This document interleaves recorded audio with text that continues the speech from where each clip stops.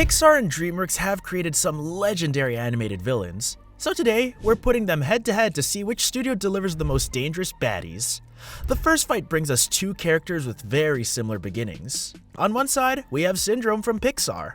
All my inventions so that everyone can be superheroes. Everyone can be super. And on the other side, we have Tai Lung from DreamWorks. Told him he was destined for greatness.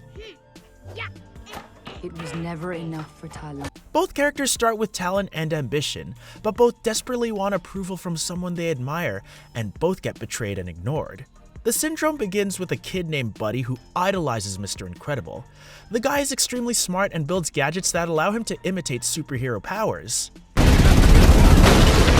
From his perspective, he's bringing the perfect opportunity to his hero. Buddy genuinely believes he deserves to become Mr. Incredible's sidekick, but Mr. Incredible shuts that down entirely. I only wanted to help. And what did you say to me? Fly home, buddy. I work alone. Dude, that rejection destroys Buddy's confidence. Instead of moving on with life, Buddy turns that rejection into a revenge plan. Fun? I'll sell my inventions so that everyone can be superheroes. Everyone can. That level of obsession feels like something from revenge stories like Kill Bill. Except this time, the target is an entire group of heroes. Tai Lung's story is similar but slightly different.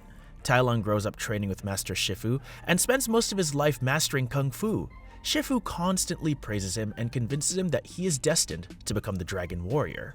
And when the boy showed talent in Kung Fu, Shifu trained him.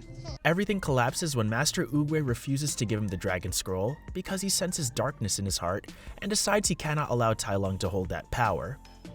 But Oogway saw darkness in his heart and refused. Dude, imagine spending your entire life preparing for one moment only to be rejected right at the finish line. Here, the difference between the two villains becomes obvious. Syndrome depends heavily on his inventions. Tai Lung is the weapon himself.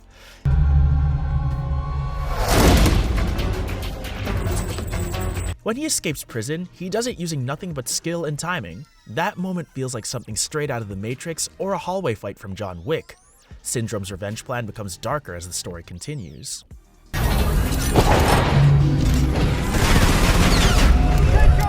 He builds the Omnidroid and uses it to hunt down superheroes while constantly improving the robot's strength until it becomes unstoppable. Syndrome plans to defeat the robot himself, so the world will see him as the ultimate hero. Thing you weren't. And in time, who knows? He might make a good sidekick. And at this point, the revenge stops feeling dramatic and starts feeling seriously messed up. Tai Lung's motivation is much simpler. He believes the Dragon Scroll belongs to him and feels betrayed when it's denied. So when you compare the two characters, the result becomes clear. Syndrome's clever, but depends on machines. Tai Lung represents raw martial skill and unstoppable determination. Because of that difference, the first round easily goes to Tai Lung. The next matchup focuses on villains obsessed with fame and reputation. Pixar sends Ernesto de la Cruz into the arena. Miguel, I give you my blessing. We had a deal, chamaco. While DreamWorks brings Prince Charming from the Shrek universe.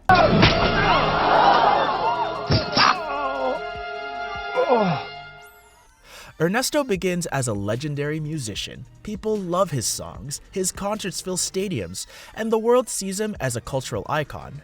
The best songs, but my all-time favorite, it's... Then, the truth comes out. Chorizo, my friend. Or something I drank. Ernesto poisoned his best friend, Hector, and stole the songs Hector wrote.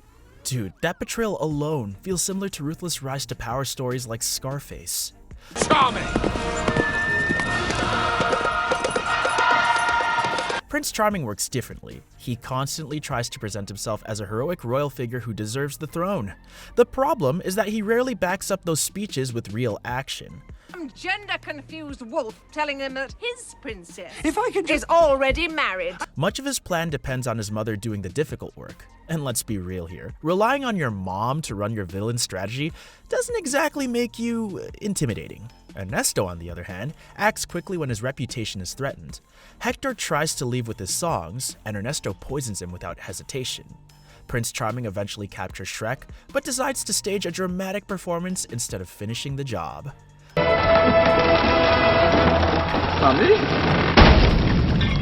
That decision explains his entire personality. He wants to look powerful more than he actually wants to win. And because of the damage he causes, Ernesto clearly wins this round. The next matchup focuses on obsession and hunting. Pixar sends Charles Muntz from Up. House? A floating house?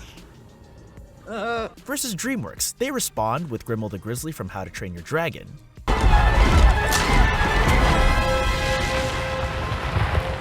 Charles Muntz begins as a famous explorer admired around the world. Everything changes when scientists accuse him of faking evidence about a giant bird. Humiliated, Muntz vows a return to Paradise Falls and promises to capture the beast. Instead of accepting criticism, Muntz becomes obsessed with proving the world wrong. Isolation slowly changes him. The charming adventurer disappears and gets replaced by a bitter man willing to do anything to capture that bird. Like you, when I was a boy and I came upon a night fury, I killed it where it slipped. Grimmel begins his story differently. His obsession with dragons starts when he kills a night fury as a child. Instead of regret, he enjoys the hunt and dedicates his life to eliminating every night fury. Fury killer. I've hunted every last one but yours. Grimmel studies Hiccup and Toothless carefully. Instead of attacking immediately, he manipulates situations so the dragons become easier targets later. Because of that strategy and patience, this round goes to Grimmel. The fourth matchup moves into a more comedic category because both villains spend a surprising amount of time fighting small animals. Pixar brings Chef Skinner from Ratatouille.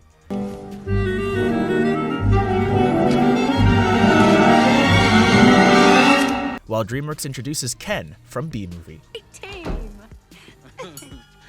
Well, hello. Oh, Ken. Hello. I didn't think you were coming. Skinner initially reacts reasonably. A rat inside a professional kitchen is a serious health code problem. Who cooks the ratatouille? I demand to know! Everything changes when Skinner realizes that Linguini's success actually comes from Remy the rat. Remy, what are you waiting for? Is this gonna become a regular thing with you? You know how to fix it. Instead of being amazed, Skinner immediately sees a business opportunity. Dude, the guy discovers a cooking miracle, and his first idea involves building a frozen food empire.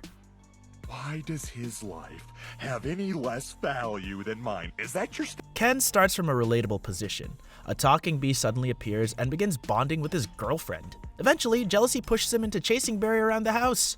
What are you talking about? Are there other bugs in your life? No, but there are other things bugging me in life, and you're one of them.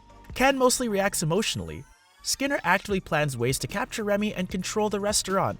And because of that difference, Chef Skinner wins this round. The final matchup brings two rulers who treat their communities like dictators. Pixar introduces Lotso from Toy Story.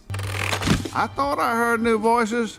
Welcome to Sunnyside, folks. And DreamWorks counters with Lord Farquaad from Shrek. Lotso looks harmless at first. He appears like a soft teddy bear you would expect in a child's bedroom. The truth is much darker than that. Replaced us. Come on.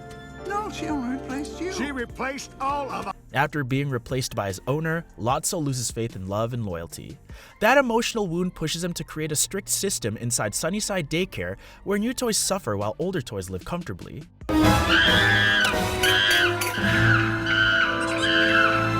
Anyone who challenges that system quickly learns how ruthless he can be. And so on and so forth.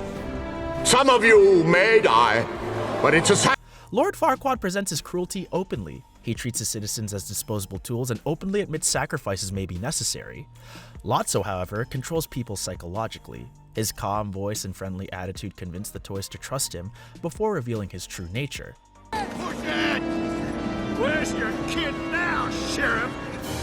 Then, he abandons the toys near the incinerator even after they save him. And let's be honest, that betrayal is one of the coldest moments in the entire Toy Story series. Because of that manipulation and ruthless leadership, Lotso wins the final round. So, after all these fights, one thing becomes clear. Pixar and DreamWorks both know exactly how to create villains that leave a lasting mark.